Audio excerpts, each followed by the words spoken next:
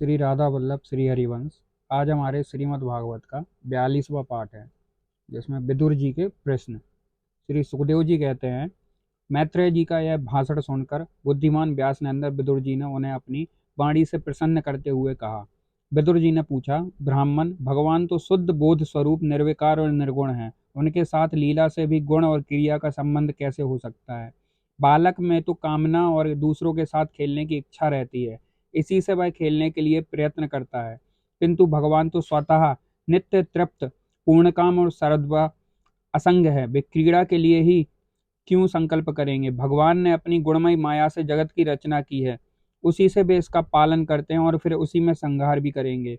जिनके ज्ञान का देश काल अथवा अवस्था से, अपने आप या किसी दूसरी निमित्ति से भी कभी लोप नहीं होता, उनका माया के साथ किस प्रकार संयोग हो सकता है? एकमात्र ये भगवान ही समस्त क्षेत्रों में उनके साक्षी रूप में स्थित है, फिर इन्हें दुर्भाग्य या किसी प्रकार के कर्म जनित क्लेश की प्राप्ति कैसे हो सकती है? भगवान, इस अज्ञान संकट में पड़कर मेरा मन बड़ा खिन्न हो रहा है, आप मेरे मन के इस महान मोह को कृपा करके दूर कीजिए। श्री सुखदेव जी कहते हैं, तत्व जिज्ञासु विदुर जी की यह प्रेरणा प्राप्त कर अहंकारहीन श्री मैत्रेय जी ने भगवान का स्मरण करते हुए मुस्कुराते हुए कहा।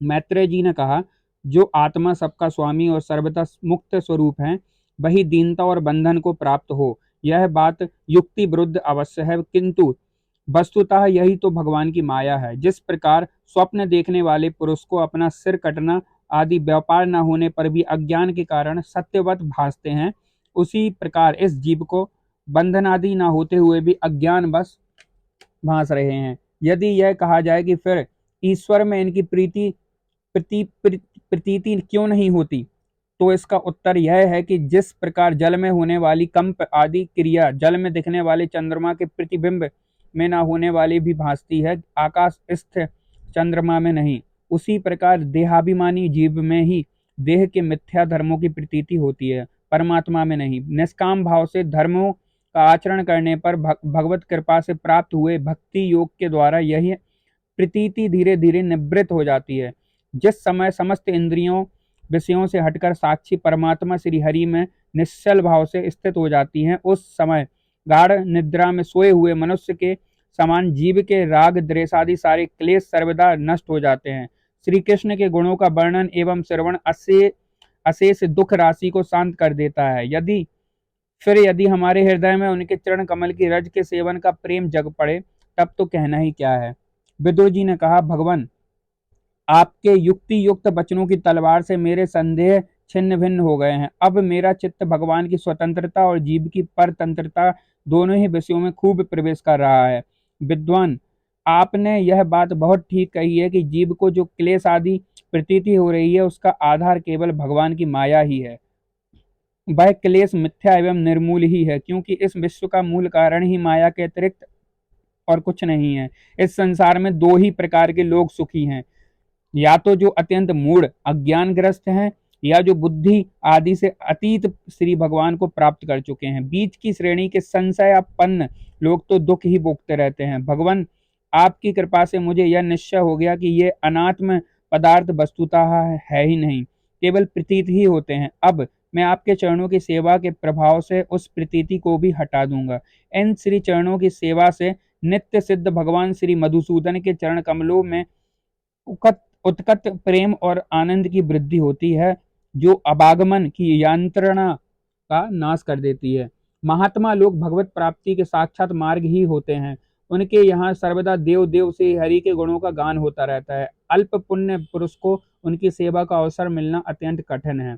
भगवान, आपने कहा है कि सृष्टि के प्रारंभ में भगवान ने क्रमशः महदादि तत्व उनके विकारों से रचकर फिर उनके अंशों से विराट को उत्पन्न किया, और इससे पश्चात वे स्वयं उसमें प्रविष्ट हो गए।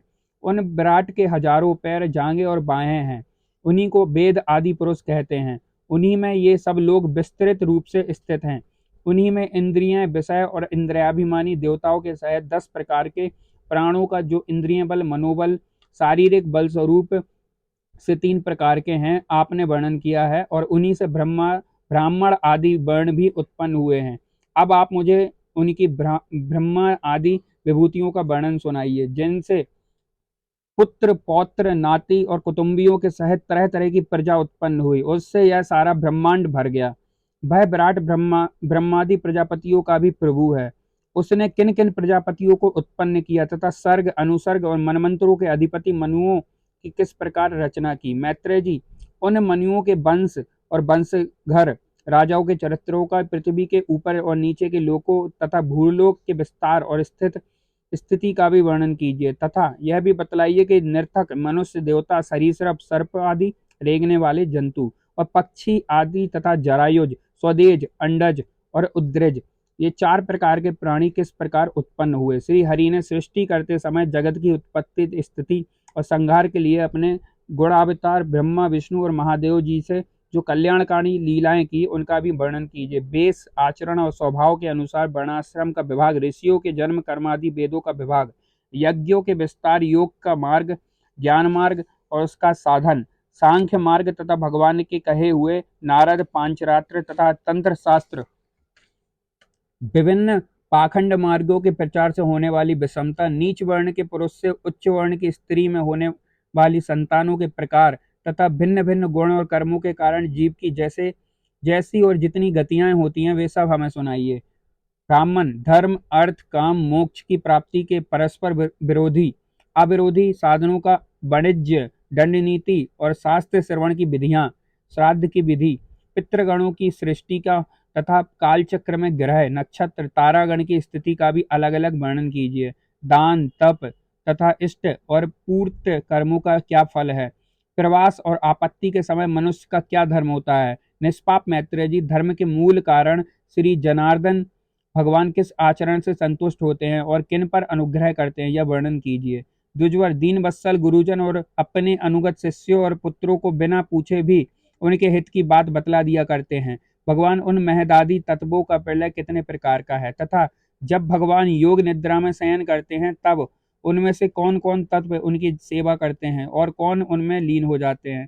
जीव का तत्व परमेश्वर का स्वरूप उपनिषद प्रतिपादित ज्ञान तथा गुरु और शिष्य का पारस्परिक प्रयोजन क्या है।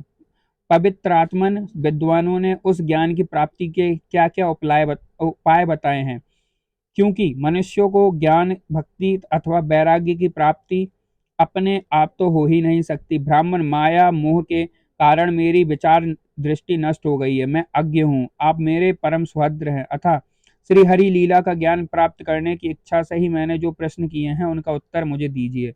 पुण्यमय श्री मैत्रेय जी, भगवत तत्व के उपदेश द्वारा जीव को जन्म मृत्यु से छुड़ाकर उसे अभय कर देने में जो पुण्य होता है, समस्त वेदों के अध्ययन, यज्ञ, तपस्या, दानादि से होने वाला पुण्य उस पुण्य के 16वें अंश के बराबर भी नहीं हो सकता। श्री सुखदेव जी कहते हैं, राजन, जब कुरुक्षेत्र विदुर जी ने मुनिवर मैत्रेय जी से इस प्रकार पुराण विषयक प्रश्न पूछे, तब भगवत चर्चा के लिए प्रेरित किए जाने के कारण वे बड़े प्रसन्न हुए और मुस्कुराकर उनसे कहने लगे। श्री कृष्णाम चरण अस्तु।